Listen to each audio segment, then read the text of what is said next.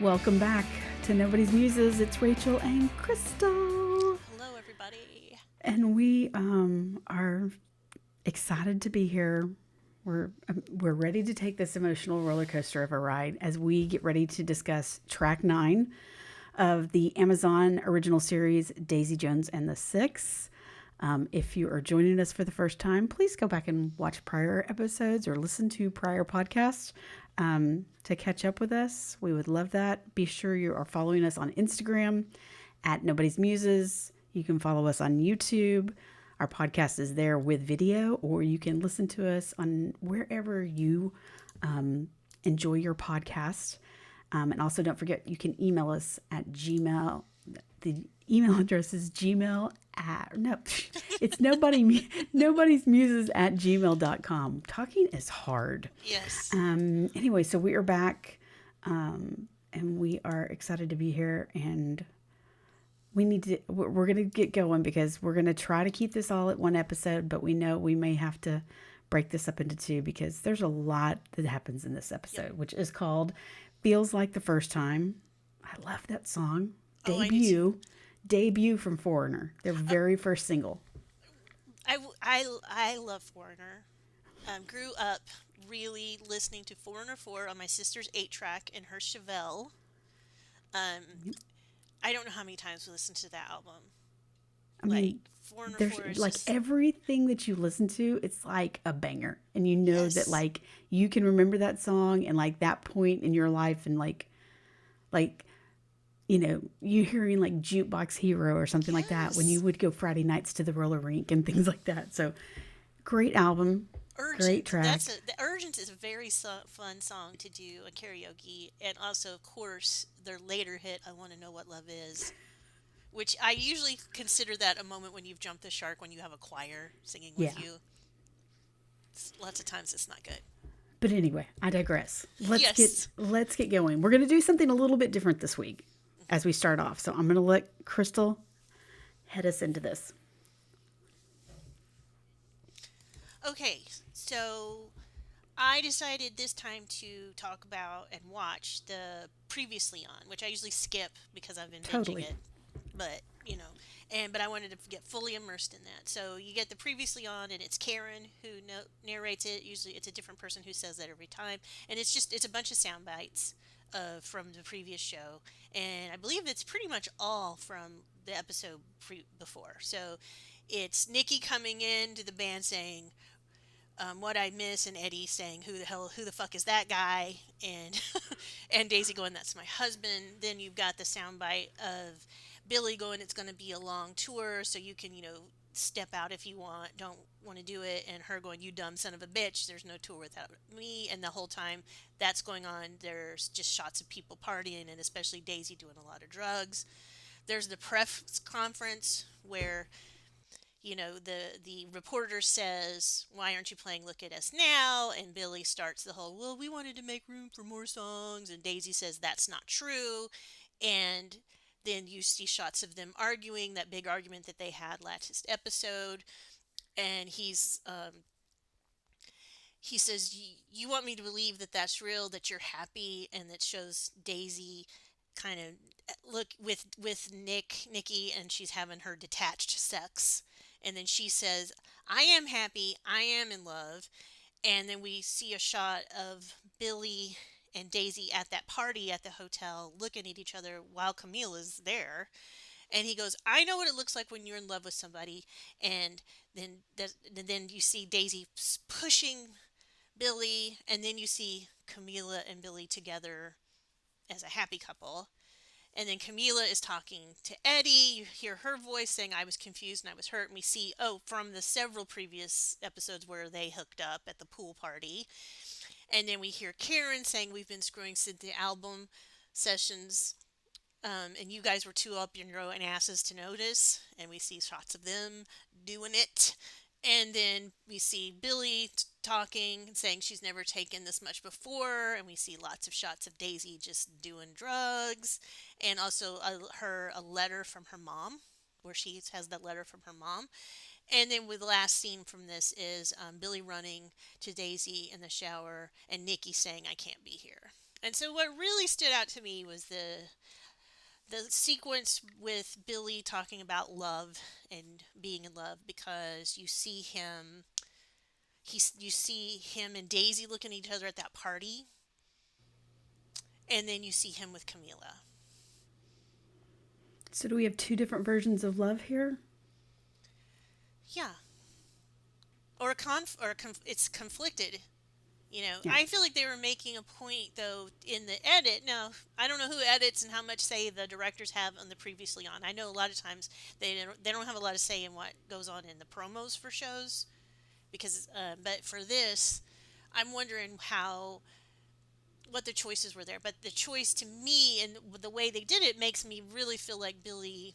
I don't know if I ever really feel like Billy was in love with Daisy, and maybe he was. I feel like Daisy was definitely in love with Billy, but I guess maybe it's two sides of love. Yeah, that's what I mean. I think yeah, I think there's two different versions of love that Billy has. And um I'm not sure what to name his version of love with Daisy. I don't know that it's the healthiest version of love. But I also don't know that his version of love with Camilla is the healthiest version of love either. So Well, yeah, I don't and know it what to and it name it. brings up a lot of questions, because if you have to have another version of love with some other woman that makes you this conflicted, what's going on? Right. So then we Yeah. cut to black. Then we got to black. All right, and we open and oh man. So we open and Daisy is like in this room and the light is really like bright and ethereal and we hear them playing Gold Dust. The music in the background is Gold Dust Woman by Stevie Nicks by Fleetwood Mac. And she's just kind of like waking up and not really sure where she is. And Nikki is in her face and she just kind of finally wakes up and says, "What happened?" And so Nikki is saying, "Well, we had a bit of fun, maybe a little bit too much fun. But hey, you're okay now. You're okay now. So I'm going to call and I'm going to get us some breakfast." And so he steps over to the phone and is calling room service. And she's still like so, like you can see she's kind of out of it. But I think things start kind of resonating and coming back out of that fog. She does notice, I think one of the things that kind of triggers the memory is that she notices the band aid on her arm from the IV. And so she starts remembering and she just immediately, like Nikki's on the phone ordering and she immediately like gets up and gets out of the bed and he's like, "Hey," and he's like, tells room service, "Hey, I'll call you back," or something like that. And she walks straight down the hallway and it looks like they've got probably like an entire floor of a hotel reserved for them. But she, walks straight down the hallway to what is Billy's room and bangs on the door and walks in there and she shuts the door. So Nikki is out in the hallway. He's not a part of this conversation. And she looks kind of frantic and is like, "I need you to tell me what happened." And Billy just looks at her and I think Billy's kind of shell shocked because we know the emotions that he went through when he walked into that room the night before and discovering her and what state she was in and the fear that he had. But Billy asks her, "How much do you remember?" And all Daisy can say is that, "I remember you were there." And he kind of pauses for a minute and you still hear Nikki out there banging on the door, "Let me in, let me in." And Billy just really calmly says, "Rod called the doctor. He got the drugs out of your system and we left. I didn't think you would want to see me when you woke up." And again, we hear banging in the background and she looks at him and she says, "Where was he the whole time?" And Billy just he doesn't say anything. And she puts it together and figures out what happened. And so then she races out of the room and immediately tells him as she comes out into the hallway, "Pack your shit and get out." And she starts walking back toward the room and he's following. And she says, and she goes into the room and starts throwing his shit out in the hallway. And he's kind of picking things up and he's trying to talk to her. And, "I didn't know what to do." And she just said, "You left me in the fucking shower." and he's still like scrambling to pick up his stuff and trying to kind of negotiate with her. And she tells him again to get out. He says no, he's not going to get out. So she turns around and picks up this like figurine thing and just chunks it. I don't think she was meaning to hit him with it, but she Mm-hmm. went past his shoulder to catch his attention, and it smashes against the wall. And she goes to push him, but before that, as she's coming down the hallway with them screaming at each other, you see people coming out of their rooms, and it's all the bandmates. Mm-hmm. It's Warren, it's Eddie, it's Graham and Karen. Billy's back, way back in the background. He does not follow them. And that just reminded me of this whole thing of, Camilla telling her from the very beginning, we are family and we take care of each other. And so, them just stepping out into the hallway, she didn't register them yet because she was in the midst of that. But, she goes to push him and he comes back at her and he picks his arm up like he's going to swing at her. It's not just a shove back from him. He lifts his fist and his arm up behind his head like he's going to punch her. And Warren steps right in the middle of it and says, you heard her, or you heard the lady, you heard her, go. And again, this is something, she's got these big brothers behind her in this hallway, and all three of them are ready to go to bat for her because, again, like Camilla told them from the beginning, you are family. We take care of family. And Nikki's just like, you made a huge fucking mistake. You're going to regret this. And he walks off, and you see Eddie try to kind of reach out and touch her to comfort her, and she shrugs him off really quick, and just kind of like pushes him, just doesn't want any. She's kind of doing that thing where she's shaking it off. She doesn't want anybody touching her. And Karen comes up, and she's standing there, and you see Karen walking up, and you can tell she's about to lose it. And as soon as Karen gets to her and takes her in her arms, she just completely loses it and completely breaks down. And it's very interesting. Again, they're using Gold Dust Woman, which, if you know any history behind this song, this is a song that Stevie Nicks wrote regarding her own struggles with cocaine. And, you hear these words coming in, and that they're specifically using at parts of the scene that I think make it really, really strong. And again, we know, Sam Claflin's not in the midst of this. He's hanging back. Billy's hanging back. It just was really, it was a powerful scene to me on so many different levels. Um, you know, so from the very beginning of this kind of sequence of shots of her walking in and wanting to know from Billy what had happened.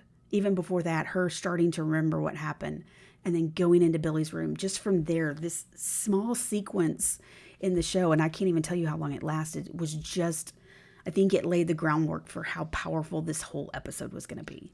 Oh yeah, it's so good, and they do a lot of things like the way they shoot her, and they shoot her up higher than normal, so she looks even more petite than she is when she's in the hallway with the guys.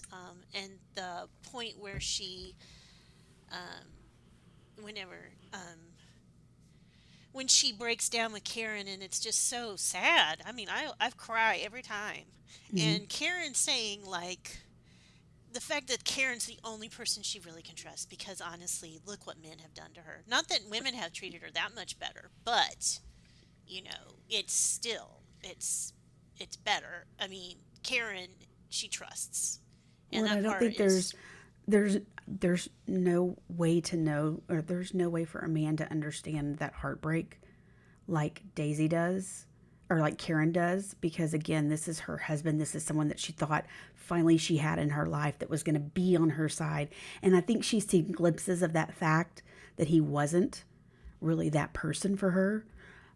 But this was just kind of the culmination and the breaking point of it, is that, this person that is my husband and says that he loves me, what did he do when I was at my lowest?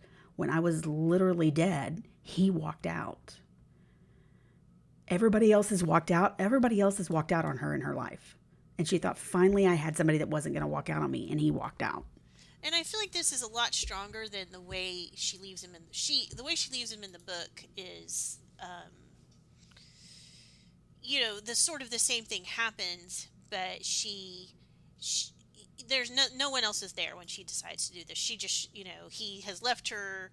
She wakes up and was like in the shower, and he's like, I didn't know what to do. I think you'd overdosed. And she was like, I can't be around somebody who would let me die. Hmm. But I think it's just much more sad and much more powerful for, and also for all these people to see her so broken and how hard that's going to be on her to get over. Right. Because So, nobody else at that point knew what had happened the night before. Only Billy and Rod and Nikki knew what had actually happened the night before. yeah, And so, she could have hidden that from everybody, but because of what Nikki did, it was right. now everybody was aware of it.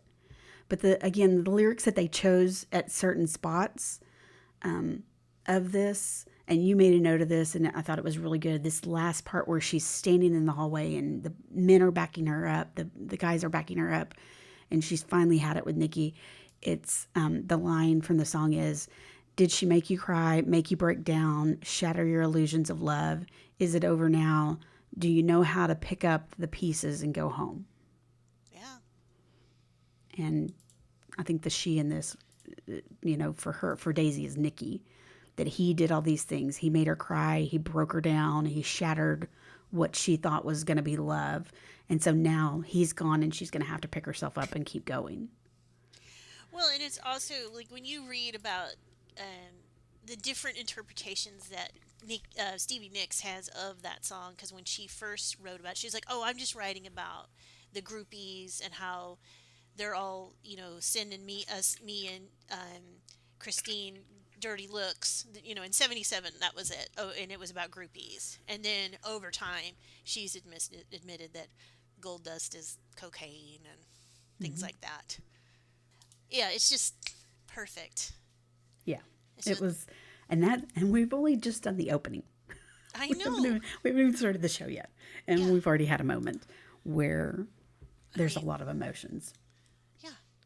So we're at the open go plays, and then we see Daisy on a bus, and she's looking at her reflection in the window of the bus, and she just looks so fatigued and bereft of any kind of life. And I And couldn't decide, like, she was almost like ghost like. I couldn't tell mhm, if it was like ghost like or if her face was so different in that mhm. reflection. Yeah. And then we see her here in 1997, Daisy. She says, "You start doing drugs to escape and to dull your emotions, but drugs don't dull your emotions, they heighten them. So coming down is a lot like rediscovering your sanity. And when you rediscover your sanity, you find out it's only a matter of time before you remember what it was you needed to escape from in the first place." And you see her turn her head from the window, and you see just her kind of being in this moment of no escaping the things that she's seen. And then we see her exiting the bus, the band's exiting the bus, and a guy's like, "Daisy's so loud, Daisy, Daisy, Daisy." He wants her to sign something, and she just walks by because she's out of it, and then he calls her a bitch, and that gets her attention. And then we see her performing that night, and they're playing "You Were Gone," which is a song that I'm not as familiar with from. And she looks like she's just going to start crying any minute. And Billy looks over at her, and he's worried. And 1997, Karen says, "Even in a shambles, Daisy was a powerhouse, but this was just sad." And Daisy does. She just looks like she's going to cry. And then we cut to Daisy on a payphone, and she's going, "Please be home, please be home, please answer." And she's trying to call Simone. Yeah. Yeah. And then the lyrics are perfect to this song, because when at the part where she's performing, it says, "Every story has an ending, and it's not our job to stay. Now, how about we turn it off? Just forget it like it's gone. Oh, forget about the way you turned me on." Wow, those lyrics. And then she at the end, when she's trying to get to Simone, it's, "Yeah, when I needed you, you were gone. When I needed you, you were gone."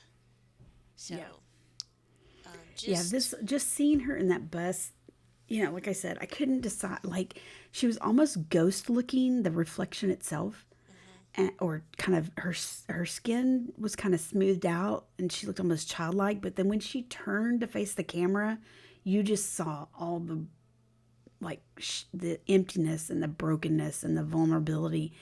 She just looks so broken and tired to me in that. And, she is. I mean, she's facing this reality of, you know, she almost This died. is what this life led to. Yeah, she These almost died. this is what my And choices have led to. yeah, yeah. But Karen's right. Even in shambles, her voice was still spot on. But she just looked. It was kind of an out of body experience. Hmm. You could tell she was just kind of on the stage doing what she had to do, but was not fully present. Yeah.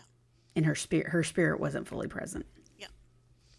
So then we cut to Billy, Billy watching the Rockford Files with on his bus, and Daisy knocks on the door, and she's just like, I can't be on that bus anymore. And you can hear the bus in the background, the partying going on, and people, and and she's like, I can't be on that bus anymore. And Billy, kind of opens the door and like kind of makes space for her, but he looks super uncomfortable. And they're just kind of sitting there, and the TV's playing, and Billy's kind of watching that. But, Daisy's like, I've wanted this since I was, and they kind of started this conversation. She's like, I've wanted this since I was 14 years old. And he says, yeah, me too. And then she looks and she says, then why are we so unhappy? And, I think we can all relate to those times when we've, gotten what we wanted, and still it didn't do all that you anticipated it was going to do. But she just goes on and she's like, why are we so unhappy? And Billy, is just really honest, and really truthful. He says, I don't know. And Daisy's like, I don't either. And that just makes it even worse. You've got what you wanted, and it just, nobody's happy, and it just makes it worse. And you make it worse. And this part is really, really hard, because she's like, and you make it worse because you were right. And all the things that he said to her, she was admitting to him that he was correct. And I hate that. And I hate that you saw me like that. And I hate that you were the one who had to save me. And Billy just sits there the whole time, doesn't say anything. And once again, Sam Claflin is showing all the emotions and showing all the depth of the character without saying a single fucking word. But how painful her to, not only is she having to like admit that her husband isn't who she thought he was going to be, but, and she almost died, but then the one person that was there for her is the person that she has loved with her whole heart and has hated with her entire gut. And he's the one that saved her. And so Billy just reminds her, I've been there too. And he says, why don't you call Teddy? Just kind of what, happened with Billy when he had to finally go in.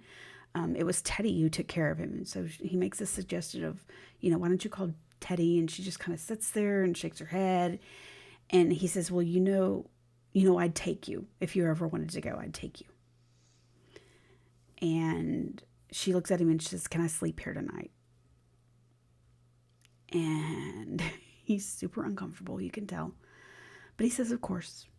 But he looks really concerned about having her in this state, I think, and in his space. And so he gets up and starts walking toward the front of the bus. Because he's going to let her sleep back there, because he knows that he can't be in that same room with her, Yeah. in this instance. But yeah, it's just, just that whole line. It's like, I hate that you were the one who saw me like this. I hate that you were right. I hate that you were the one who had to save me. Yeah.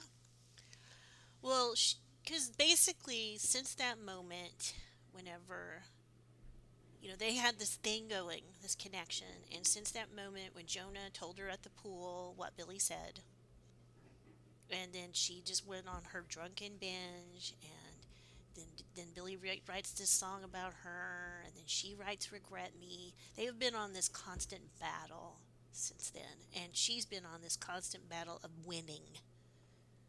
Mm-hmm. And basically, and the thing like last week, you made me look weak. You made it look like I needed you. And then guess what, Daisy? you did need him. He saved your fucking life. Yeah. And how that's got to be, how hard that's got to be in this sense, because this isn't about a person who doesn't like Billy. She loves him, and he can't give her the love that she wants back. Mm-hmm. And that's why she's so angry at him. That's why this has all happened. And then for that to happen, it just, you really And feel, you feel, how confusing must it be that you know that this person can't give you the love that you need back, but yet they're the one that was willing to save you. When yeah, your own husband, who supposedly loved you, yeah. wasn't willing to save you. Well, and how does it got to make you feel about what your self worth is Mm-hmm. when you already obviously have some major issues with that, and then the man who says he loves you can't save you, and the man who doesn't love you does. It's Yeah. just tough, man. It's sad. Yes. So then we cut Yes. to Camila on the phone. You hear her, you see her, and I just love her green phone in her house, and just love. I'm honestly really impressed with how good the actors are at using the phone like they're used to using those kinds of phones, because they're not. They never used the princess phone, Yes. probably. Um, so she's on the phone with Billy, and she says, so he was just gonna leave her there. That's awful. Poor Daisy. Is she okay? And then we don't really hear Billy answer. He's on a payphone, and you hear him kind of go, well, something. And then we cut to a wider shot, and you can see, and it's kind of from the perspective of where the buses are, and that's where Daisy is standing. And Daisy is outside the bus, and she can see Billy on the payphone. And Mm-hmm. 1997, and the interviewer says, how did it feel to be sober on tour? And 1997, Daisy says, sober isn't the right word for it. I started making rules for myself. And like her rules were like, no Dex, only Dexies at this time. I could do this at this time. I could take a Quaalude to sleep. It was still a lot of drugs, but this is how she figured out, this is how she managed it. And she said it was the best that I could do under the circumstances. And once again, we see her with an unopened letter from her mom. And then they cut to her on stage, and she's got this like white outfit on. We haven't seen her wear it before. Gorgeous. Mm-hmm. And they're finishing a song, and Billy says, "If you need a rest, take it." And she says she doesn't. She stays at the mic, and she says, "I almost died the other night. I was this close, but I'm alive tonight, and you're alive tonight. So let's just stay alive a little longer." And then and so then they start playing, and it's just a really great moment of them playing, and you can tell they've had a good show. And then we cut to Rod, and Rod's like, man, we're selling out now, we're getting 15,000 people, we need some pyrotechnics. And she tells him, and it's Billy, Rod, and Daisy, and Billy's smiling, and Daisy goes, Rod, don't overthink it, I'm the fire. And then Billy smiles, and he's like, she's back. Yep. Yep. And, you know, This I, one was the bargaining that she was doing with herself to try to manage the addiction. yeah, You said it. She like made this schedule. Like I can only do Dexies in the morning, and I can only snort coke, but only before shows, and I'm only gonna take a Quaalude at night to bring me. So she's bargaining with herself, oh, which we know yeah. that happens in Oh, addiction. yeah, there's lots of people who are like, well, I'm not addicted because I only drink on the weekends. Of course, Right. they drink, and they can't remember what they did, Right. or just, oh, well, I'm not an alcoholic because I only drink beer or wine, or, Hmm. lots of ways people do it. Yeah. People try to bargain with what their addiction looks like or how they're going to manage their addiction until they move into sobriety. And And one of also, the the her little recipe and rules is straight from the book. yeah. And I'm also super impressed of Taylor Jenkins' knowledge of 70s drugs. So, because I'm like, Yeah. I don't know what Dexies are. I know what Quaaludes are. Yeah. Anyway, Speed. yeah. But yeah. And then Speed, also, bring it it down. was Dexedrine originally like they gave to prescribe to women as a diet. I think it was Hmm. diet pills. Yeah.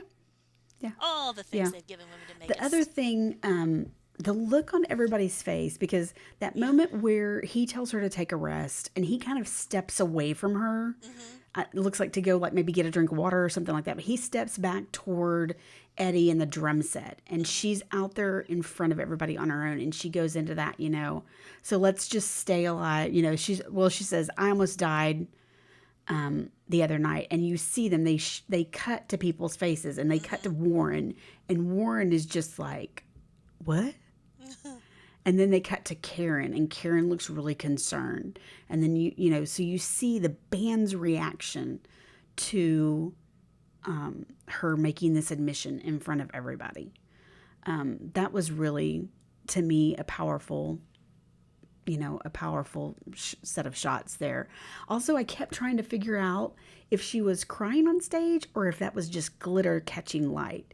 Because you would see these moments where she would turn her head, and I was trying to figure out if she was crying on stage, which is totally understandable. She could have been doing that, or if it was catching the glitter in the light. I think it was mostly glitter. Okay. Because she has the glitter on a lot. She does wear a lot of glitter. But I also love I'm the fire. Oh, I love it. I love her. I love. And she's back. She was. I mean, that's with the rapport between Billy and Daisy is back, even as they're walking off stage. And it's not this. Well, of course, they would never have even walked off stage together 2 or 3 days. I mean, this is maybe 3 days, 3 or 4 days, maybe. Yeah, this is a rapport that I don't know that they've had before. So this is kind of like we're starting to see them look more like a band. Yeah. Like a band as an entirety. All right, so then we move forward and we are in the spring of 77. And it's 1997. Well, 1997, Eddie says, spring 77, that was our moment. And then we see Graham, and 1997, he says, it's when you least want things changed that they always do. So then we have Eddie and Warren and Karen going off on their own by themselves, and they go to this club. And Eddie is they're standing kind of back from the crowd near the bar, and they're watching this, and it's a punk band. So we've got 19 spring of 77, and we've got punk coming into the US. And so here is the Six with their wide collars and looking very much like the rock band of the 70s. And they're seeing what is coming in and what is coming to face them. And that is this whole punk scene. And Eddie's just standing there, just absolutely mouth agape. He's like, it's over. We're done. We're the dinosaurs. Why would anybody want to listen to us if stuff like this exists? And Warren's just like, Karen's just like, oh, don't worry about it. And Warren says, well, what is this shit? And Eddie's like, it's the future. And so we kind of cut to a little spot with just Graham and Karen, and Graham's asking Karen, do you remember playing in places like this? And then he says, I kind of miss it. And she says, yeah, she does kind of too. And then the band stops playing. They finish their set, and they come walking down. The lead singer comes walking down through the crowd, and Eddie kind of stops him and says, hey, and is trying to kind of have a conversation with him, introduces himself. I'm in a band too. And the dude was like, oh, yeah, I've heard of you. My little sister listens to you all the time. Oh, gut. A stab to the gut for poor Eddie. But it is, they see what's coming into the music scene and what they think is going to take over, and the whole vibe of arena rock they think is gonna end. But yeah, he looks at that point where that guy says, yeah, my little sister listens to y'all all the time. He is like just defeated looking. But it really didn't. No, it didn't. I don't think it eliminated. I don't really think that happened until basically Nirvana. I mean, I would go, I don't know. I would go a little bit earlier than Nirvana. I don't think it completely eliminated those bands. Whereas I think, that point in time where maybe when Nirvana came around, those types of bands, the Foreigners. Well, first of all, they aged out. Okay. There's a certain point where your fans don't want to listen to. They don't want to listen to your new stuff. That's just the way it is. And new people are coming in. So, but I would say the idea of kind of arena corporate rock Might have shifted. It might not have been Foreigner and Fleetwood Mac, but then it was, it was Bon Jovi. It was Yeah. Journey. Then it became hair metal, and those were the arena bands. And Right. then there was a little bit of alternative trying to make their way into that too, but like REM and U2 and stuff like that. But that moment in 1994, it's almost like they talk about it. The bands like Warrant talk about coming into the office. One minute their pictures in the office, the next minute no one wants to talk to them, and it's all Pearl Jam. Mm-hmm. You know, Yeah. so Yeah. um, But I don't know that like the punk that Eddie saw in that club. I mhm. mean, there was a subset of people Yeah, that listened to things like Iggy Pop and the Ramones and the Clash and X, Sex yeah, Pistols and things like that. But I don't think that ever had the commercial success in the U.S. no, that your places like Journey, Bon Jovi, no, that realm of song, that realm of they they were never because competitive. it didn't speak to the populace as a whole. No, There were a subset of us that listened to that and listened to it very committed. Were very committed to it, but it didn't get the commercial appeal. And back then, we were kind of like that it didn't get the commercial appeal. We were we didn't want I to be mean, conformist. I'll be honest. I was never a fan of the Sex Pistols or the Ramones that much. Like the Clash, which basically the Clash to me bridged the gap between what punk and new wave. So Yeah, like new wave, which was what a lot of people who started out as punk ended up going to new wave, and I was much more interested in that. yeah. But even now, I'm always like, okay, I get what you're going for, but I don't know. So we got 1997 Warren, and I just love him. We had the biggest album in the country. We were nominated for a whole bunch of fucking Grammys. We were on Saturday Night Live. And while this is going on, Toto's Hold the Line is being played, which I believe Toto is they're like a mega, they're like a super group. It's a bunch of people from other bands. Hmm. So, and then 1997 Eddie, he said it's called A Moment for a Reason, right? And then we have the big key come up in New York. So, and they're obviously going in.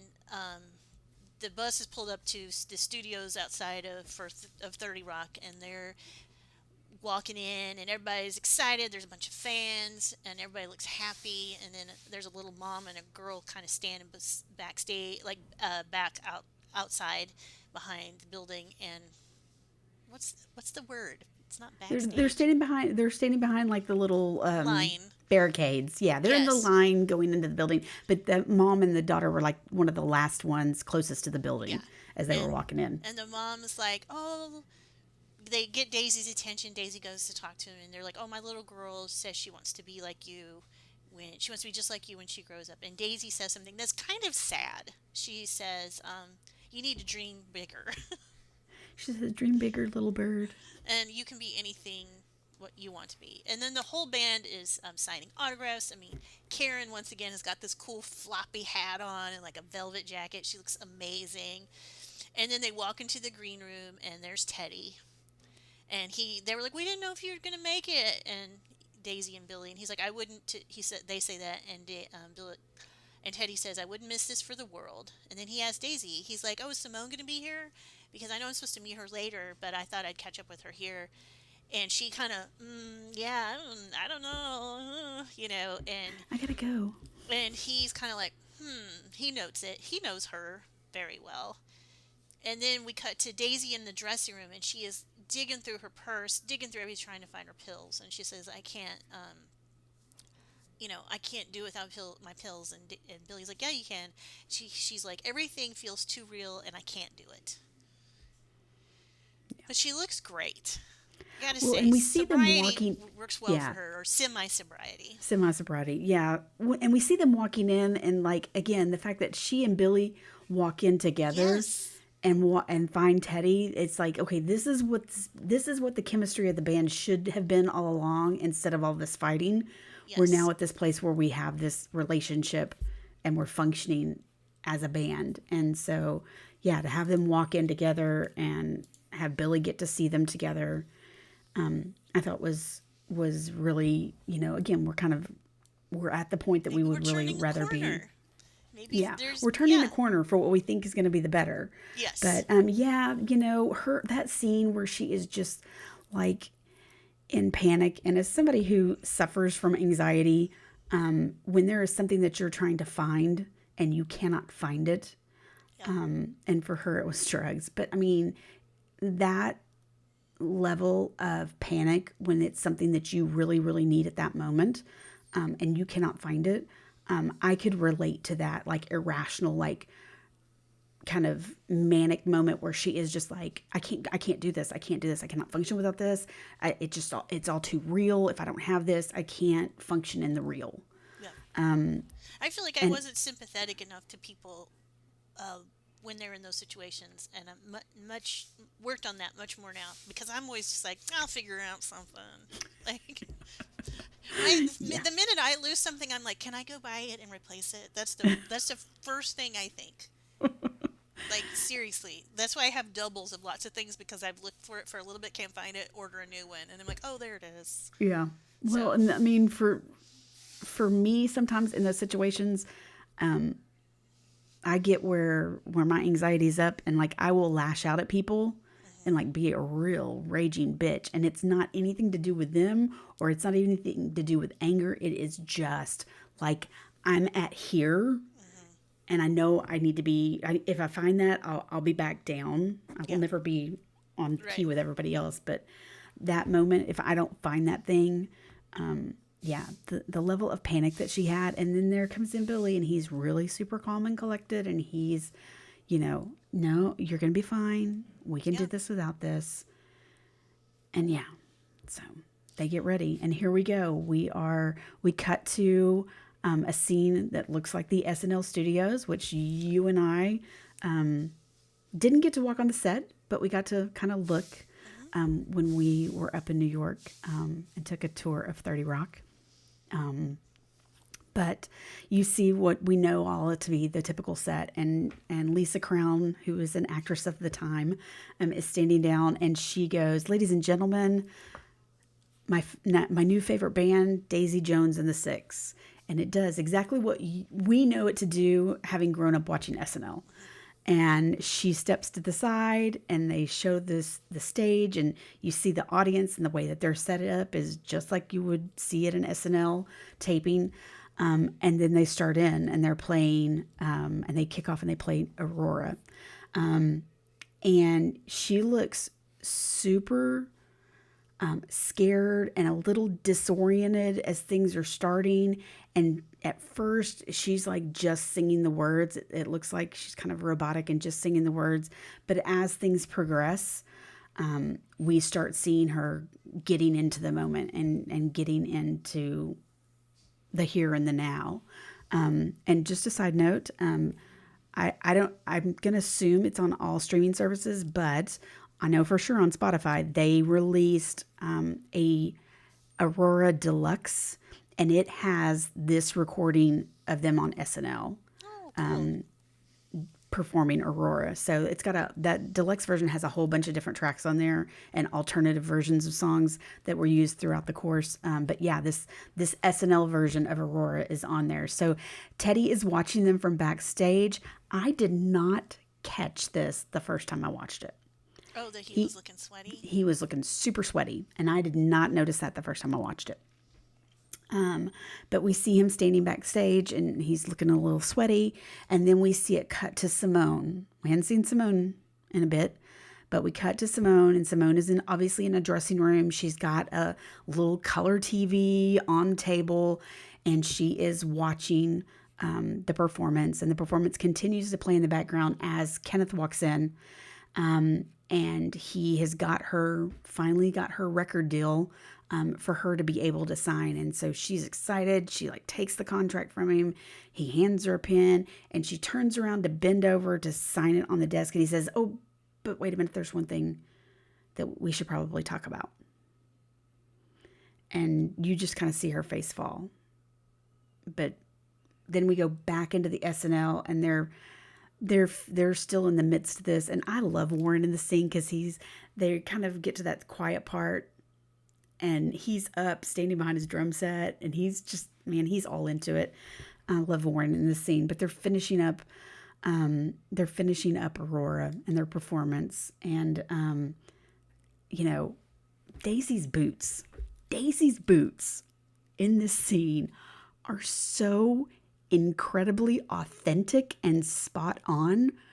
Everything about those boots is absolutely period perfection, because the heel, the chunk of the heel, the color of the boot, the toe. I mean, I know it sounds crazy that I looked at it that closely, but those boots are exactly what you would have worn Yeah. in And they 1977. looked expensive as hell. Yeah, there's exactly the boots that you would have wanted to wear in 1977. And despite the fact that I was only 7 years old at the time, I wanted to look like that, and have those kinds of boots. And they were Oh, absolutely I had some like exquisite. I had some vinyl ones, and my feet sweat so much that I got athlete's foot. Oh God.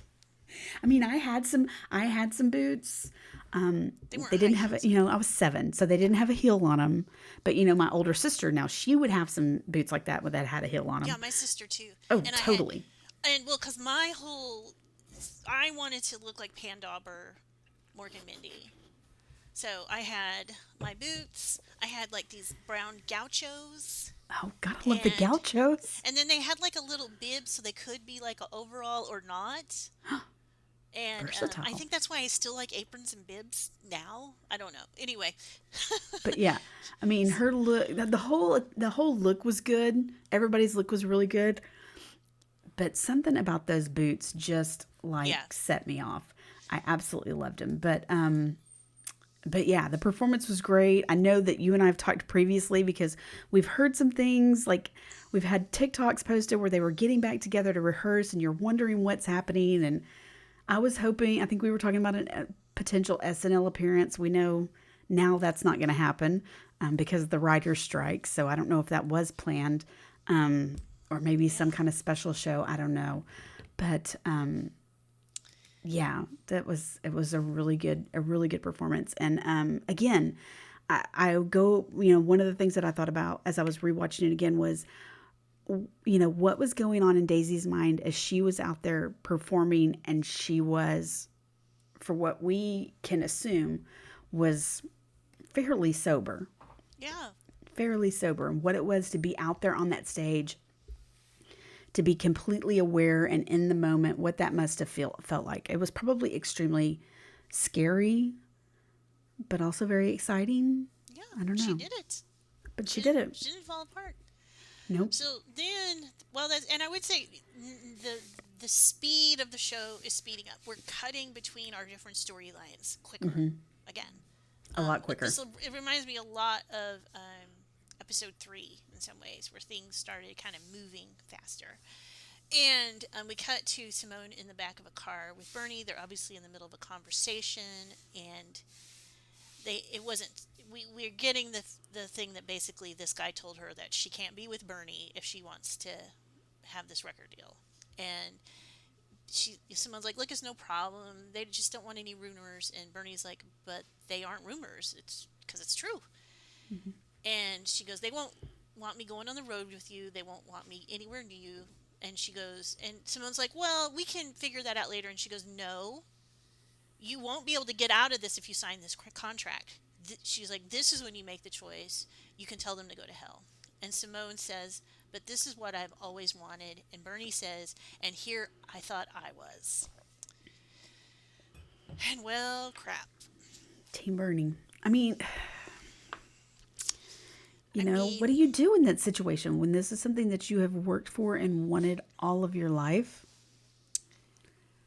I don't know. I mean, I have, I would say that we look at Daisy and Billy, and that they wanted that exact same thing their whole life, and they're both still miserable.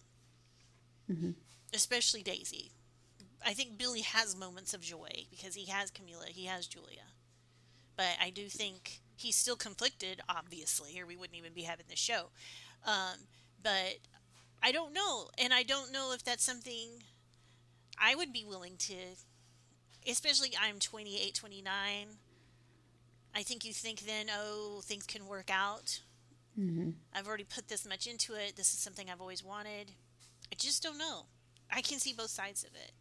And Totally. I also think I would fool myself and say, we can keep it on the down low. We can still do this and they don't have to find out. That's probably what I would think. And I Yeah. think it's good for Bernie to say, no, we got to take a stand here. So what are you going to do? Right. But you know that there were lots of these types of relationships that were Yes. dating back into much earlier into Hollywood and the music scene, where they were able to keep things hushed and quiet to the general population. I mean, let's just talk about Whitney Houston, like Right. her friend, her best friend. Yeah. You know, I I mean, mean, there that were was the 80s and 90s. in another Taylor Jenkins Reid book, The Seven Husbands of Evelyn Hugo. There is part of the plot has to do with something very similar to this. So if you haven't read that one, I highly recommend that one from Taylor Jenkins Reid. The series That is one's coming also out on getting adapted Netflix. for that Yeah, one's also getting adapted for Netflix. yeah, So Netflix. I'm excited to see that one come out. But If it ever does. yeah, so yeah, whenever it happens. But yeah, I mean, I don't know, I don't know what the right decision is in this. I mean, I know what the right decision. We know what the right decision is, but I don't know if that's the decision I would be able to make.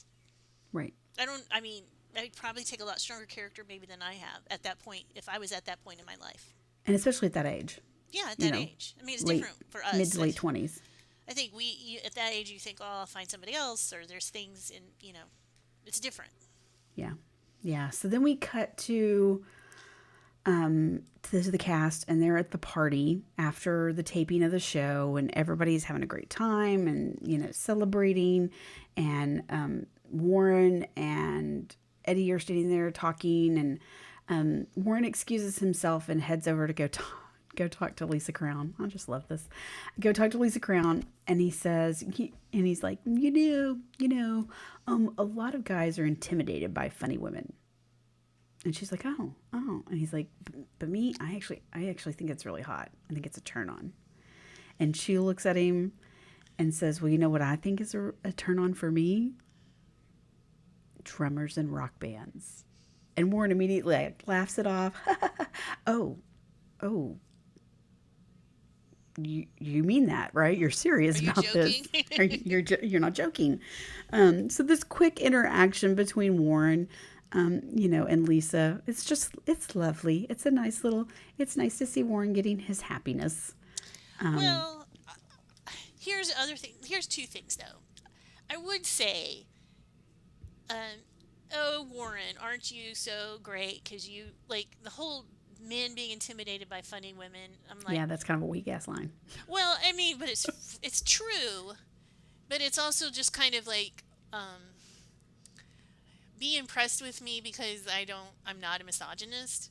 Like woohoo, you I'm met the doing the bare lowest. minimum, so Exactly. I mean, look, that should turn you I on. think Warren is adorable, but to act like you're so noble because you aren't basically, sexist. Woohoo, good for you, Warren. But I think he was also maybe he was trying to find He some was way to talk to No, her. he was doing his best, and you know what? Lisa also, guess what? She didn't really care what Warren has to say. She wants to have fun with the drummer. So then we cut to Daisy and Billy, and they're at the party. Once again, there's this nice little rapport with them, and he's like, "How did it feel?" And she says, "It felt good. Not as good as cocaine, but it felt good." And then they see people rushing outside of the party, the room of the party, um, and we know in the next shot that it's Teddy. He's having a heart attack, and we see him being loaded into an ambulance. And we see Daisy and Billy are watching him getting loaded with Rod. And then we cut to the emergency room, and the whole band is there. And the doctor comes out, and it's like he had a blockage. We don't know how much damage it did. So it's basically we don't know if he had a stroke, but he's stable. So then Daisy and Billy are now in a chapel at the church, and I mean they're the hospital chapel, and Billy, and I think this is important. This scene, Billy says, "I could really use a drink right now." And Daisy doesn't acknowledge that, really, as from what I can remember. And she says, "Do you think things happen for a reason?" And he's like, "Yeah, I do." And she goes, "I used to believe in everything, angels, all of that. But that night in Miami, this is more direct quote. I swear I died for a moment. There was nothing there, not a goddamn thing. So now I don't know. And Billy's like, wow, Daisy, you're really cheering me up. And Daisy's like, yeah, I'm just being me. And he goes, how do you explain us? I should have been dead long before now. Killed in action, like half the kids in my high school. Maybe drink myself to death, like my old man. But that's not what happened. I started playing in a band. I met Teddy Price buying cigarettes at a Hollywood market. And then I met you. And here we are in this place with this life. And you tell me that there's not someone out there looking out for us? Come on. And then Rod comes in and says, he's awake. And you and they're like, can we see him? And one at a time. And so Daisy's like, you go see him. And I just, first of all, I love this scene because you understand, you see the rapport. Because a lot of times, people in movies, they will talk about this great chemistry they have together, this couple, but you don't actually see it. You don't really see why. Why is this such a thing? And the way they are together in this scene, you see how comfortable they are with each other, even after all of those, like probably over almost a year of estrangement in some Mm-hmm. ways. To be able to come back and have these kind of conversations with each other shows you how, like, close they are. And, um, I don't know. I don't want to go into the, this podcast is going to be too long anyway about what you and I think about um, if somebody's watching us or if there's things happen for a reason. But to hear Billy say that and for him to basically say all of these things that happened to me and you are a positive part of my life. Yeah. Where He even, probably wouldn't have said that a few months back. no, a few days back, She was let's a face it. pain in she was a pain in his ass. And we still don't really know. I think I'm thinking it's maybe been like 2 weeks. Like it's Yeah. not been that long. So then we go to the hospital room. Yeah. So then we get to the hospital room, and we the scene is we get to the hospital room, and Teddy's laying in the bed, and the doctor's talking to him. He's like, "You're gonna have to change your lifestyle. No smoking, no drugs, cut down on the red meat. You're gonna have what about you're gonna have to reduce your stress. What about your job? And as he says, what about your job or something about his job, and Billy is walking in as this conversation is going on, and he kind of chuckles, and the doctor looks Teddy straight in the eye and says, you are not going to survive another one of these. And so the doctor walks out, and Billy comes in, and he sits down beside Teddy's bed in a chair, and he kind of scoots the chair up close to the bedside, and he just looks Teddy just straight in the eye, and he says, I love you, Teddy. I owe you everything. And if you were to die, I don't know what I would do. And Teddy's like, oh, I'm not going to die, son. But if I do, you're not speaking at my funeral. And he just, please, like, just promise me you're going to, slow down, stop burning the candle at both ends. It's going to kill you. And then Teddy says to him, well, then if I die on top of the world. And Ugh. this scene, again, it's so brief because we're cutting back and forth between scenes, but it's just, I mean, this, Teddy to Billy, it's just, he means so much to Billy. This was somebody who cared for him and took care of him like he did not get from his own dad. Mm-hmm. And even to have Teddy call him son. But just the look of, fear and the vulnerability of Billy sitting there at his bedside going, I don't know that I could survive this if you died. I don't know that I could make this. But, then we have Teddy who's like, you know what? If I die doing what I love, then I die doing what I love. I mean, I think you could cut out the cigarettes and the drugs, though, Bill, Sure. Teddy. I mean, make a few Working some lifestyle working some adjustments. chicken. Working some chicken and some Yeah. vegetables. So then we cut to the waiting room, and then Simone rushes in. Everybody's out there. Everybody but Billy. Simone rushes in and asks if he is okay. They say, yeah, he's going to be all right.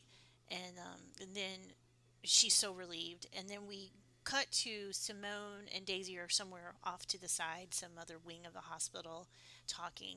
And Simone's saying, Teddy's the first one to notice me. He gave me a shot. He helped me, and I'm just thank God that he's okay. And then Daisy says, I want us to be okay. And she just stands there for a second and she goes, what I said was so awful and I'm sorry. And she just breaks down. And Simone kind of, I think Simone basically is like, no, we don't need to talk about this anymore. And Simone hugs her, and like the crying that Daisy does, like just super breaks down, and it makes me cry. Yeah. And And I I don't was know trying to why and so I was much. trying to figure out like what was the head shake? Was the head shake was the head shake no, Daisy, this is not the time to talk about it? No, I don't think so. Or was it no, you don't have to say anything because, I you think know, it's that. I know you. I know where you were. I'm going to forgive you. And I don't think yeah, Simone has it in her to not forgive Daisy. right. Well, and I think we've all been in those situations where we've said some really shitty stuff to people. Yeah. And, you know, it's really hard to apologize and admit when you're wrong. Well, Not a and lot there's of so people much want to do that. shame. I would Yeah. say the shame that Daisy felt the moment that stuff came out of her mouth. And she immediately knew it and immediately apologized and, asked for forgiveness again. But Simone wasn't ready, and rightfully so. Simone wasn't ready. But I think she is now. And she's probably, she can tell that Daisy's not as messed up as she was. Mm-hmm. Yeah, And that was a so, really hard scene. oh, it was so good though. It was good. It was really good. And it's also, And I think, nice to know because I've been reading a lot of books about friendship and stuff like that. And so many times I think we throw away friendships more than we will a romantic relationship. And I like the fact that these two people decided we're gonna work this out and we're gonna forgive each other. mhm, we're going to endure because this relationship is so important. Hmm. So then we're cutting forward. Um, 1997 Graham says, I remember after that there was a sense of calm. And 1997 Karen says, usual fun stuff. Nothing was really out of the ordinary. 1997 Eddie was like, other than Warren dating a movie star. And 1997 Warren going, I was dating a movie star. And then we see 1997 Daisy. Um, Billy and I were never just one thing. And so we see them kind of, there's like, it's almost like voiceover. She's Hmm. talking because you see um, her and Daisy and Billy, 77 Daisy and Billy, um, kind of sneaking off. He's got a ball cap on, she's got a floppy hat, and they're sneaking off into a car. And there's fans at the main entrance of the hotel, but they're sneaking off into a car to go grab something to eat. Um, and so 1997 says Billy, we were never just one thing. But for the first time, I could imagine a version of us that lasts. And I think when she says that line, they actually cut back to Yeah, she says 1997 it. Daisy, and she says, but Hmm. for the first time, I could imagine a version of us that would last. And I think we, as viewers, were seeing a version of Billy and Daisy that could finally work and be cohesive, and we could have this long lasting band that could turn into something that had longevity and lasted and lasted. But we see Billy and Daisy sneak off, and they're at this diner. And again, he's got on like a Pittsburgh pirate hat, and she has on this like awesome black floppy hat. Hmm. And the waitress kind of comes up and brings them their food, and then she's like looking at Billy, and she's like, "I recognize you from somewhere." And Daisy kind of, it's really cute because they cut to a shot of Daisy, and she kind of smirks, and then the waitress recognizes who they are, and she says, "As long as you're in my section, nobody's gonna bother you. I'll take care of you." And she walks off, and Daisy's like, "That is just crazy." And it's only going to get worse with the next album. And so Billy says, "You've been thinking," they kind of have this conversation. He's like, "You've been thinking about this?" And she's like, "Sure." And Billy's like, "Did you write anything?" And she kind of pauses, and he's like, "Yeah, me neither." And Daisy starts to talk about, she's like, "Well, actually," and then all of a sudden he goes, "Check, please." because for some reason he didn't really want to talk about it. Well, that's what I thought, but I Yeah. don't think that that's true. You don't think so? No, I think he's like, "Oh, you got an idea for a song? Let's go hear it." Oh, that could be it too. Yeah, yeah, yeah. Because we Because go to another scene, but the next when we see them again, so you're right. that at first I thought it was he didn't want to hear it, but now I think But it's like, now, watching it again, you're right. yeah, He was ready to go hear the new song. He was ready to yes, get moving and writing yes, because he knows what writing with her is about yes. and what the process That's is and his what they work together that's his favorite doing. thing. Yeah. Yeah. So he says, check, please. And we cut to Karen and Graham in bed, and they're in the midst of rumpled sheets. And Karen says, we're going to miss soundtrack. And Soundtrack, Graham says, Billy can play my part. And Karen says, like he could ever, like he ever could. like he ever could. And, and then Graham's, dragging himself out of bed and putting back on his tidy whities. And he's like, God, I love it when you say things like that. And so he walks off to the bathroom, and Karen's like putting her shirt on, and she's like slowly moving around, and then we get this. Oh, her boob hurts. So dun dun dun, she's automatically pregnant. I mean, that's kind of the vibe that I was getting from this. And if you read the book, then you know what happened. But the boobs hurt, and yeah, boobs hurting is usually one of those first things. But your boobs also hurt when you're about to start your period too. So Yeah. I mean, you know, Well, I just liked it that it wasn't immediately the other typical trope of movies or TV when somebody's pregnant, where they immediately are throwing up and have morning yeah, sickness. Like, she's running to the bathroom to beat him which there. I So do she can have be, I do have a coworker who got back from her honeymoon and she's been nauseous for 2 days, and we were like, "You're pregnant, you're pregnant." She actually was, and I knew it because she comes walking in with a big old thing of saltine crackers, and I was like, "Oh, girl, you are pregnant." you but are so pregnant. I liked at least it was a different way of showing that. Hmm. So then we cut to Daisy and Billy are in the hotel lobby, and it's empty, and there's like a big grand piano, and then they're sitting facing each other, and she has her guitar and she plays It Was Always You. Oh, that song's so And oh my god, what a great song. good. I love that And song. she sings it and kind of like then realizes what she's done and what she's revealed of herself, and she's like, "Oh, well, it was pretty awful." And he puts his hand on her leg and he's like, "No, Daisy." And that's the end of that scene. And that was, you know, I don't. It was so just like it was. It was just her and this guitar, and her voice was just so like beautiful. And I just had this moment when I was watching this scene again, and I was like, okay, let's do a reality check. We have Riley Keough, who never sang before professionally. Never sang before. She said in interviews, I didn't want to go into the music thing. I went into film. I went a different direction than what my family had gone into. But we have this person who was never formally trained in voice, had never sung professionally before, got this part, trained for 18 months or so, and is able to sit down and sing like this. Yeah. That is absolutely mind boggling to me. And when you think about all these different players, we know that Suki Waterhouse is a musician and a pop star on her own, and we know that the other three that Eddie and Warren and Graham as themselves have been playing music. But when you have somebody like Sam Claflin and Riley Keough who had never done, I think Sam Claflin says he did some musicals and stuff early on, maybe like in school. Mm. But the fact that you have this person who has never had any formal training, and what she was able to do with her voice, it's just I mean, it's so impressive. And I don't think that people are paying close enough attention to what they did in order to make this happen. You're paying close attention if you're like us and you love the book and you love the audiobook and you're kind of obsessed with it.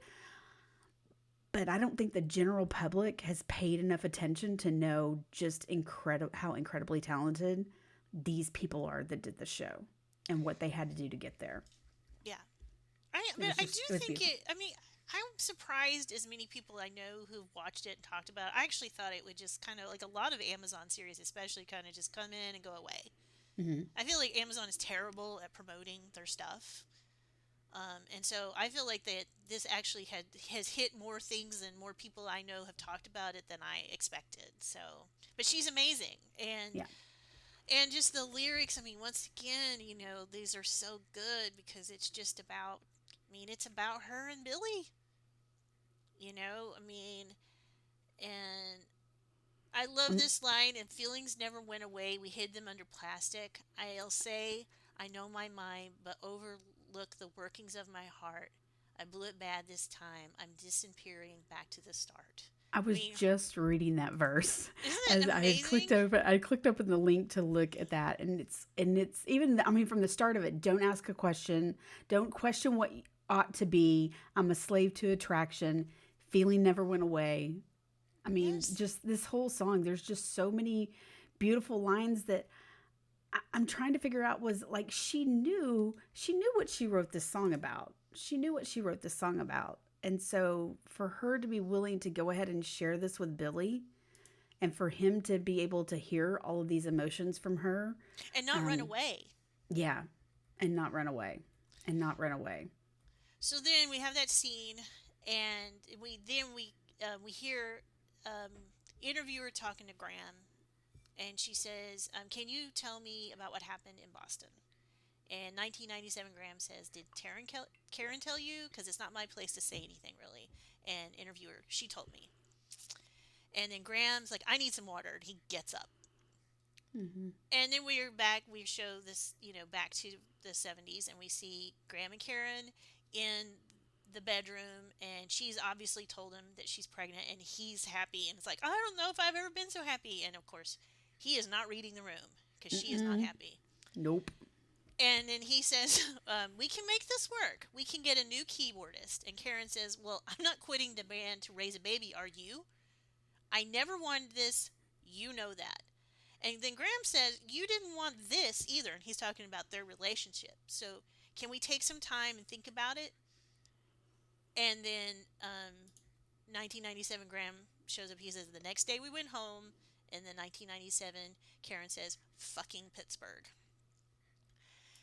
So, first of all, of course, the automatic assumption is that she will change her life. She's going to change her life, That she's which we going to. still see today. I mean, I don't care how evolved we are and how evolved men have come in understanding the dynamics of, especially now, we have dual income households and, still in the 70s, and even knowing, that Karen and Graham grew up in an age where it was the very nuclear, leave it to beaver kind of family that they probably grew up with. But Graham growing up with a single mom for the most part. The automatic assumption, and it's still, like I said, it still happens today. The automatic assumption is that the the woman is going to be the one that changes her role, her priorities.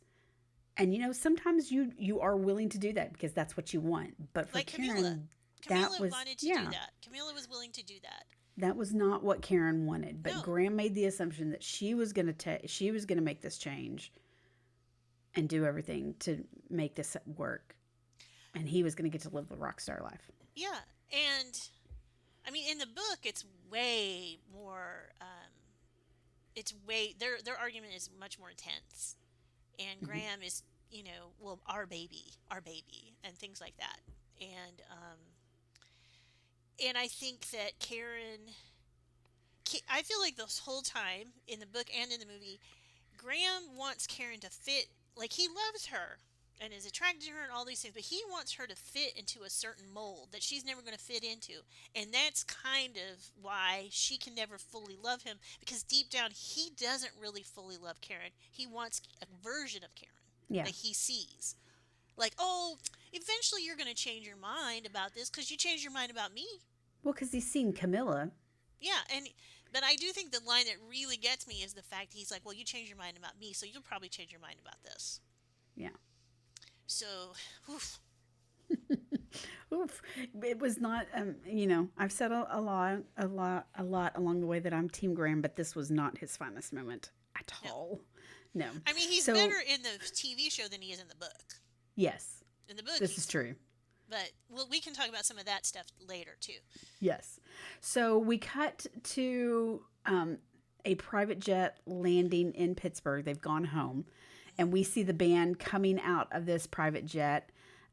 Warren has Lisa with him. Billy's mom is there in the crowd. You know, Eddie's got his family there. Um, Karen gets introduced to Graham and Billy's mom. Camilla and Julia are there. So everybody's getting greeted by somebody.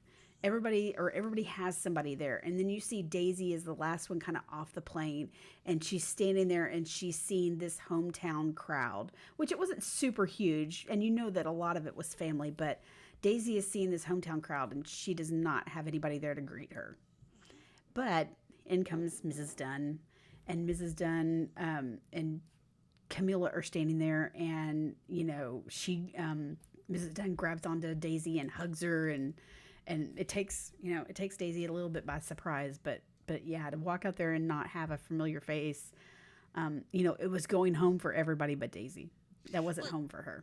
well, family. This was all Yeah, friends and family who were at the private. They only friends and family knew this private jet was going to be there, and you know. And then we cut to the house party, and Graham and Karen are walking around, and Graham's like, "We didn't even come to this neighborhood when I was a kid." And Karen says, "And now you bought your mom a house here." So some of that exposition that we always need. And then Warren introduces Ms. Dunn to Lisa, and Mrs. Billy's mom says, "Wow, loved you in that Gene Wilder movie, and you're with Warren." And I forgot to mention this earlier. Who do we think that Lisa Crown is kind of supposed to be? I'm not So sure. so she's in a Gene Wilder movie. I mean, we know she's not a real person, but Right. like I'm trying to like think of what like a similar star would be, because she is Because I'm thinking even like Lady in Red, that was an 80s movie with Kelly LeBrock. well, because I don't think Lisa Crown is supposed to be like considered super hot. She's supposed to Right. be. So I'm thinking like, first of all, the reason they mentioned Gene Wilder. Now I know that Gilda was a cast member and Right. wasn't necessarily would never really be considered a movie star. But I feel like there was a reason they said Gene Wilder. Yeah, I don't So know. I kind of feel like maybe she was kind of like a Madeline Kahn Or I was thinking or of a Terry Terry. Garr. I was thinking Terry Maybe a Garr too, Terry because Garr. Terry Garr was super pretty. Yes. And then I was also thinking, I mean, she wasn't in any Gene Wilder movies, but kind of a Diane Keaton type, Yeah. somebody who could hold her own hosting a SNL and was Right. considered funny, Yeah. which I think is really hard to think of women at that time who were really considered funny and who were big movie stars. You like because even Madeline Kahn and Terry Garr weren't probably hosting Saturday Night Live, were they? Madeline Kahn, I think maybe Maybe, did. But I'm maybe, not sure about Terry Garr. Terry Garr, if she hosted it, would have been probably after Mr. Mom in the '80s. But yeah. yeah, so it's interesting. I love the little bring in of I real love real her. things, real things like Gene Wilder. Yeah, and then we hear Eddie and he's talking about punk rock and bands and stuff like that, and kind of name dropping a little bit, and then he looks over at Camila and she kind of looks at him, and it's very awkward. And then Yes. Camila keeps walking, and she um, and Daisy's sitting with Julia, and she's like, "Hey, Julia, why don't you go over there and play with your dad?" So she sends her off, and Daisy's like, "Oh, you don't have to," and um, and they just kind of have a little conversation, and Camila says, "Julia is obsessed with you. She talks about you all the time. She wants to look like you, all this stuff." And Daisy's like, "Really?" And then Camila says, "Do you ever think about it?" And Daisy says, "I went from being an accident to an inconvenience to an afterthought, and then worst of all, competition." And then she says, "But all parents fuck up their kids," and Camila agrees. And she says, "And I don't want to be responsible for doing that to someone else." And Camila says, "That's why you won't. Don't count your out. Don't count yourself out this early, Daisy Jones." I think it's interesting the times when people decide to say Daisy's name. Like Billy does it a lot. Billy's mother goes Daisy Jones when she sees her at the airport. And then now Camila says, "Don't count yourself out this early, Daisy Jones. You are all sorts of things that you don't even know." And I mean, look, as a I think this is a really interesting because why still is Camila still so kind to Daisy I sometimes? know. It's like very confusing. It's like, how do you sit there and encourage someone and cheer someone on and tell them that they're family when you have heard songs like Please and you And have, regret me. yeah, and you've heard things like Regret Me and you've heard him complain. I don't know. How do you, I'm trying to figure out like what, like, is this a level of trust that she has for Billy? Or is this like just a place of acceptance that she's come into that, if it's going to happen, it's going to happen because she already told Billy when you fall in love with her, that's when this is done. She's already told him that and made it very clear to him. And so I'm just trying to figure out like where she's coming from, because Sometimes I I don't do know. feel like the show itself doesn't know where they want Camila to fall. Whether they Hmm. want her to be so confident in her love of Billy that she is not threatened by Daisy at all, or if they want her to be jealous. Yeah. Which I feel like that is the more realistic, and I feel like in um, the book kind of leans more toward her not being jealous, but it also goes back to things we've mentioned before of an unreliable narrator in some ways because these people are being interviewed and they're Hmm. telling their side of the story. Right. Because she did, I will say, character. I think her character was more clear, but again, unreliable.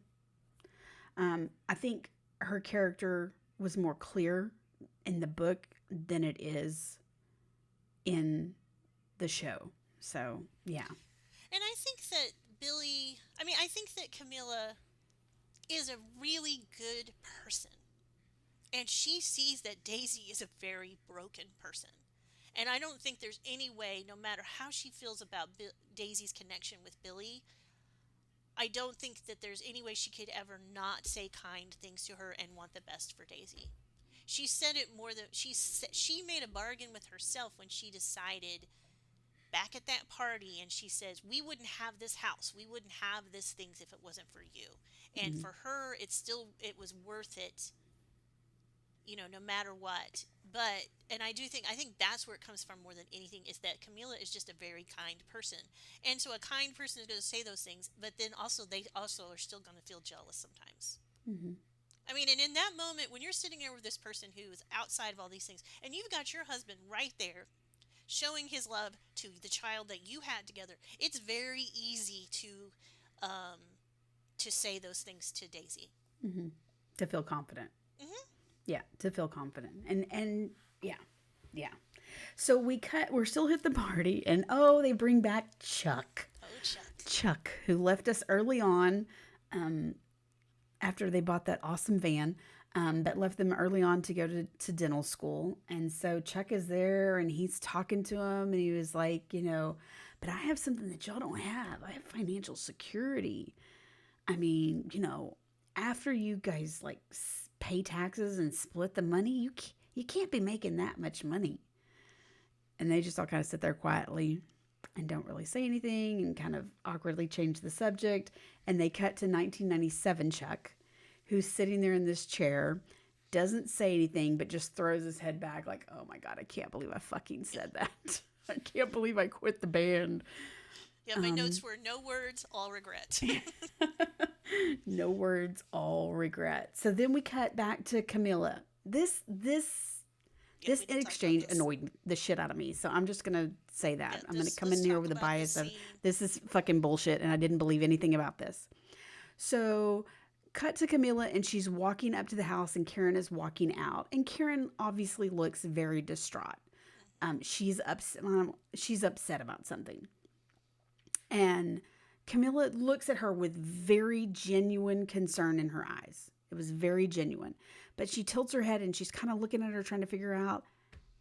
And she's like, oh, honey, I'm so sorry. How the fuck did she know she was pregnant? That and I'm sorry, that's some weird.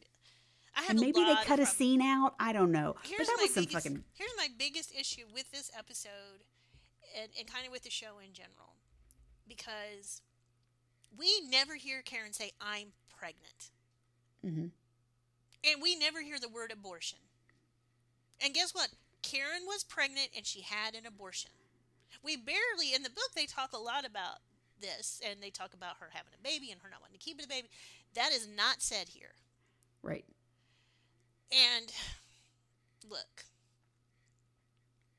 that really makes me crazy because Karen was pregnant. Karen has an abortion. She wants to get an abortion.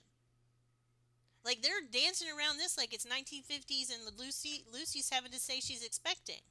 Right. It really pisses me off, and it also pisses me off in this like Camilla is some kind of Earth mother and just knows that she's pregnant, News. Just like news. she's It's just Gaia. because I'm Oh, sorry I know. if Oh. you and I were to walk up to each other and one of us looked super upset, at that point in our lives, if we did that in our 50s, we'd be like, "You're not pregnant. I know that much." But but like I would never like automatically assume that this look of dread on your face was that you were pregnant. No. It's just a bullshit scene, and it didn't make any sense. It just was unrealistic, and it And annoyed the shit out of me. and I But don't like anyway, it. And there's this realization that Karen from Camilla that Karen is pregnant. yeah, and I would also just say this is a trend in TV shows for years that you can't have your main character or a likable character get an abortion. We go all the way. Let's go back to forever. We go to Murphy Brown to I Let's feel go back like to Maud. yeah, You remember but the Ma Maud did get an episode? abortion. She Right. got an abortion. They But spoke about it at that, but let's think about when that episode of Maud was probably yeah, but there was this 75 ish. yeah, but there was 75 the ish? 70s and then we had Reagan. Yeah. So, I mean, we might turn off a lot of listeners right here, all 30 of them. But I would say that um Don't even get me started because I can go off on a really long because here's tangent. the thing, in Sex in the City, I would say, Miranda, spoiler alert from 20 years ago, she doesn't get the abortion. But they actually have Sarah Jessica Parker talk about that she had an abortion, which Hmm. was a big step. But Right. and they have in other shows now more recently had people get abortions. But it just um just say it. I'm pregnant. We what? Well, it's like We're you gonna said. do a dance? It's like the fact that we are going back to the 1950s where Lucy could never say that she was pregnant. Yeah, she had to say what she was expecting. Right. Or we had to hide it for a while, or I we couldn't just sleep in the same bed with each. I mean, so it's but just but this is it's like this is we are in 2023 and we're still doing this damn dance, yeah, and we know why. But right. I just would say it just and I would say in the book I just have one more question, and I could Google this, but I haven't. Um, because in the book she takes a pregnancy test. Hmm. And I don't really know if you had it. I don't remember home pregnancy tests being a thing until the 80s, maybe the 90s. Well, let's look. Yeah, because you always heard, in the There's a yeah, rabbit died. yeah, and that's another thing we wouldn't say that somebody was pregnant. We would just say the rabbit died. Okay, so it was not until the late 70s that the first home pregnancy kits were available in the U.S. But again, you know, I mean, I think how that it was they a had a two blood hour test. but at that point it was still the majority of people in the 70s were not buying home pregnancy tests. So she would have had to have gotten it confirmed somewhere along the way at a doctor. But anyway, I mean, that's our tirade on that one. It was a bullshit scene, and it was just Also, it just makes to me, it's also unrealistic. kind of, honestly, it's very irresponsible because it makes it seem like that women just know they're pregnant and some shit. I don't know. I mean, I love this series and I love all these things, but I don't know what went on, what notes went on behind the scenes that made them not be able to say that she was pregnant and that she has an abortion. Yeah, But whatever it was, it's some bullshit. right. All right. So, moving on. We cut to Billy and Camilla in bed, and they're looking at pictures of Julia, and she was like chasing sandpipers on the beach, and Camilla mentions that she's getting older, and she says, "Would you like to try for another? Because I think Julia would love to have a little brother or sister, and I think we would be ready this time." And Billy says, "Yeah." And so and he's like, "Let's do it right now." And she's like, "No, we're in your mom's house." And Daisy is in the next door and she can hear them. We see her laying in bed and she can hear them. In 1997, Daisy says, "I remember that night. It was the first time that I don't remember, and I don't remember how long that I didn't want to take anything. She's talking about, and she was, I knew I didn't want to exactly drink. what I wanted. Mm-hmm. Mm-hmm. Mm-hmm. And so then we cut to the band backstage before they're performing in Pittsburgh, and Billy says, "I can't speak for all of you, but I sure as hell wouldn't trade this for anything." And then they do, Pittsburgh Who? on three, Yeah. which means so much more, and they're all smiling. It's a really sweet moment. And then they are playing at a damn arena. I mean, it's amazing. We go back just the beginning of this tour when they're in Albuquerque at a nice sized theater, but they are at a Right. damn arena. Yeah. And then they do a long chunk where they show them performing "Regret Me," and they show shots of Camila and Julia and her mom in the crowd. You see a really good shot of the dentist, of Chuck, enjoying himself. And they're just, the chemistry between them is so good. They are just happy, and they finish the song, and then they all bow, and it's a shot we see in the opening credits. They all bow, and then they come out to do like an encore. And normally this is when Eddie comes out with Daisy, and he's really looking forward to this because he actually doesn't have to play bass; he gets to play lead guitar, and It's it's their home. moment together. Yep. He's home, and Billy is so caught up in the moment. He and Daisy have so much chemistry. He's like, "Hey, you don't mind if I take this?" And he goes out on stage and does it. Well, Eddie is pissed. He is so angry and so hurt because this was his moment. And they go, so Billy and Daisy are out there performing two against three. And 1997, Eddie says, and he kind of expands on it. He's like, you go around and you always feel like a second class citizen, and it messes with you. And he has been a lot of times treated second class. And Rod is like, "Hey man, it was still good," and all this stuff. And Eddie's like, "Fuck off, man!" Like, he's pissed. Mm-hmm. And it just, it's such a great scene of them at this moment of triumph. And of course, every little piece has to have a little bit of to it with Eddie. But it's I love watching them perform, and we kind of actually get to enjoy them as a band, Right. enjoy them as, having Daisy being sober. This is kind of the best. This is Yeah. the height. This is the peak for them, Well, in and spite of everything.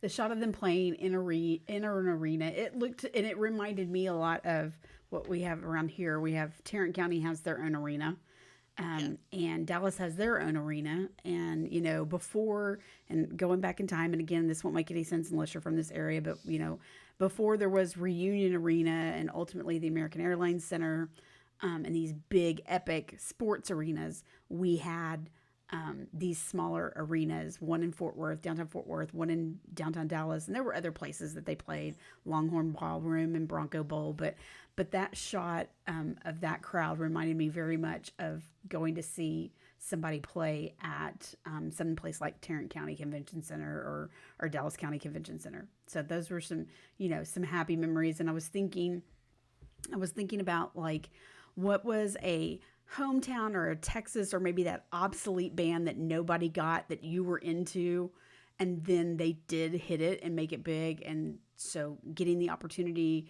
when they finally swing back through and are playing those arena-esque shows, actually getting to see them play like that. And I was thinking, for me personally, not necessarily as big, but I can remember coming back through when New Bohemians released their second album, Ghost of a Dog, and they came back through and they played at the Bronco Bowl, which, if you're from this area, that was like the best place to go see bands. It was Um, pretty big too. yeah, it was pretty big. I think it was about a 5,000 seat. Yeah. But It was, it it was mega was church big. yeah, it was mega church big, but it was a great venue to go see music in, and I can just remember like having seen them in small clubs in Dallas before that, and then now they're like playing these big arenas with all these people.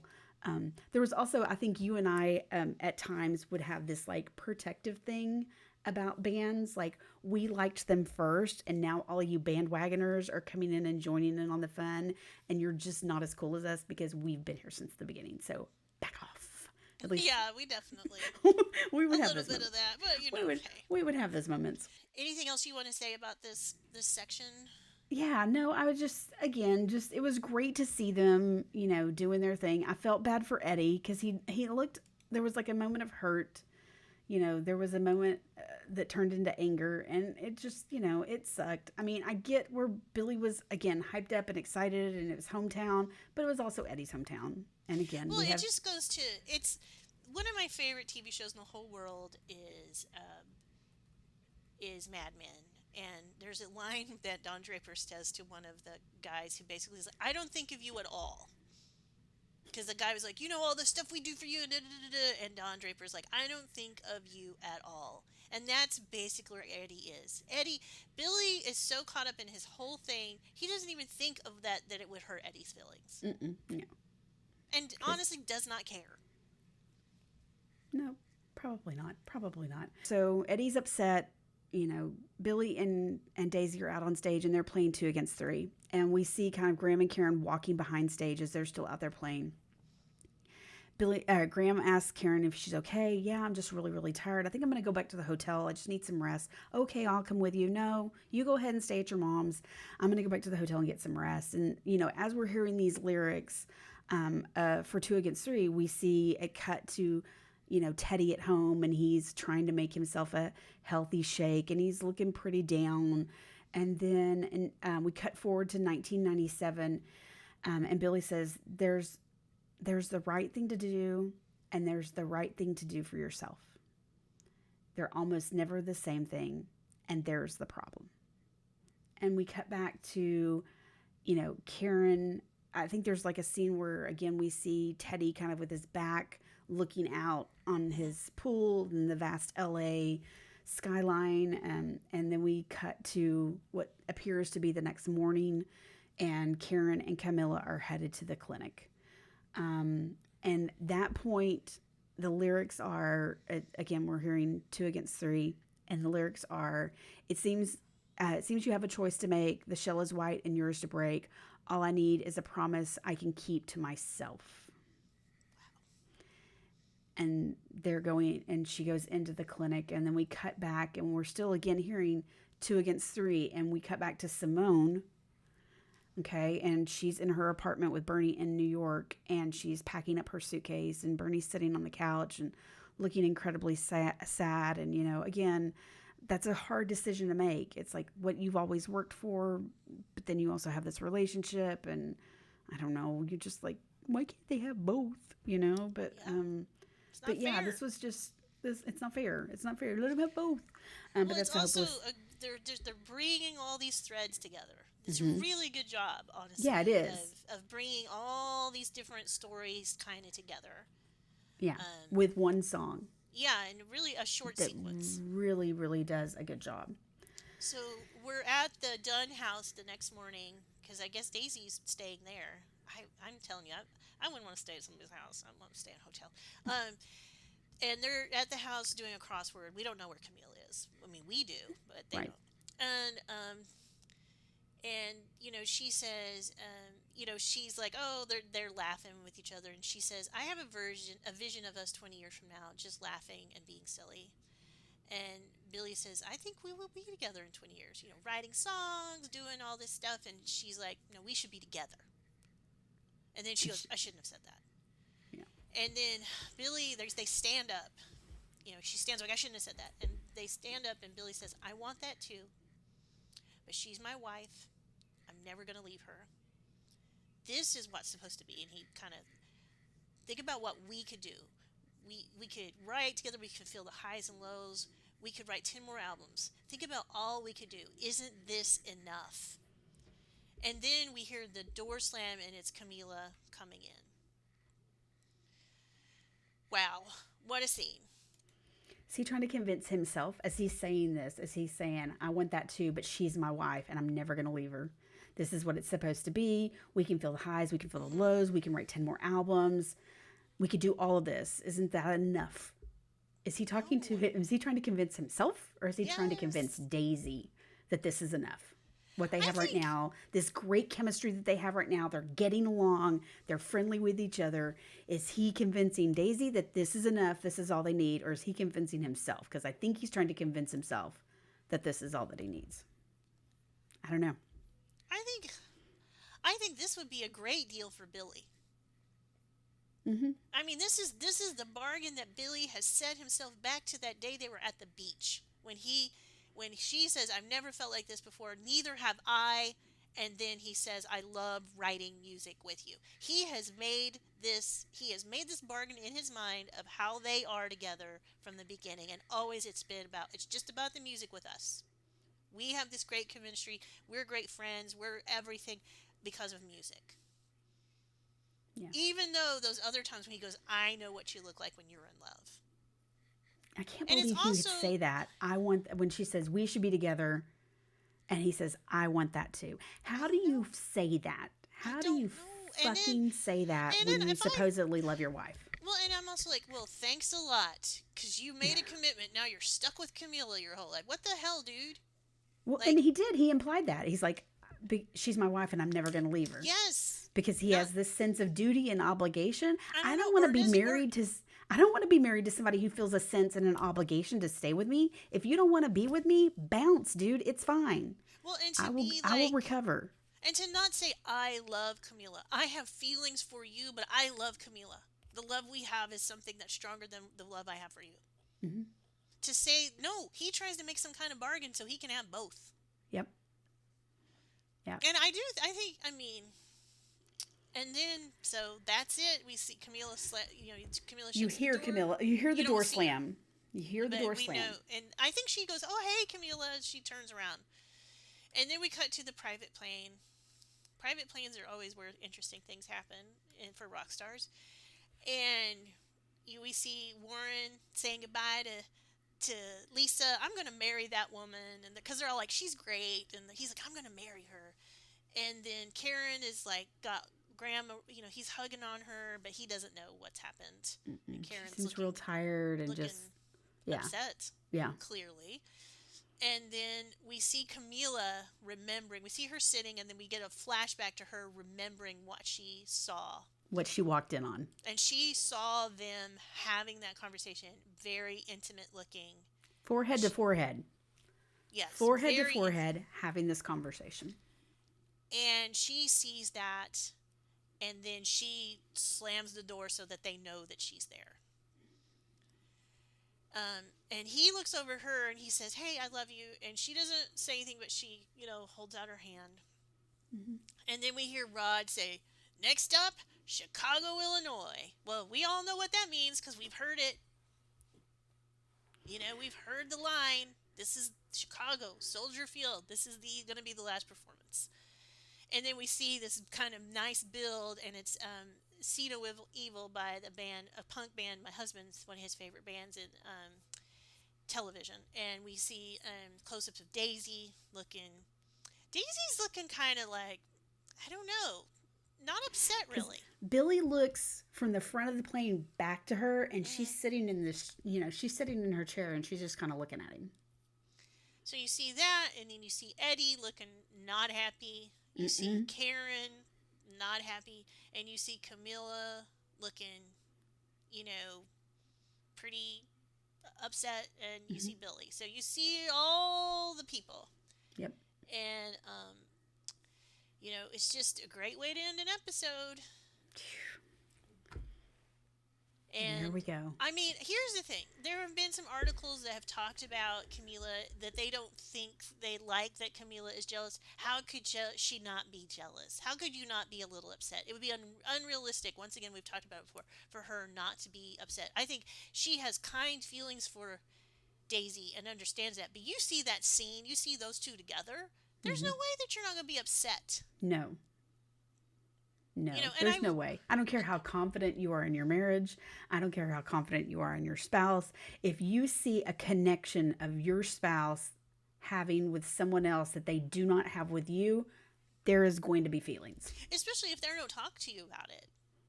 Yeah, there You will know, be feelings. I mean, I have good collaborative relationships with lots of men in my work. My husband knows everything about those people. Hmm. But the fact that Billy always keeps that from her. So that's it. That's the end. There we are.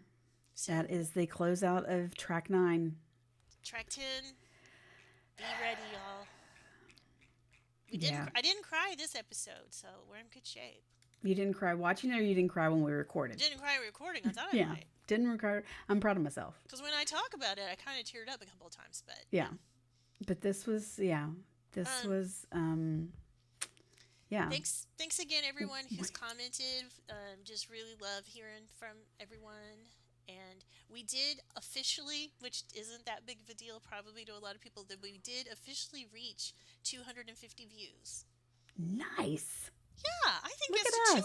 250 views. Look at us. I don't even So know if I know thank you 250 people. I mean, for 250 views. We yeah, appreciate you. yeah. Thanks for listening. Thanks for listening. Don't forget, like and subscribe. You can follow us on YouTube to see the podcast. You can check us out on any of your favorite streaming platforms. Remember, we're on Instagram at Nobody's Muses. Gmail is nobodiesmuses@gmail.com.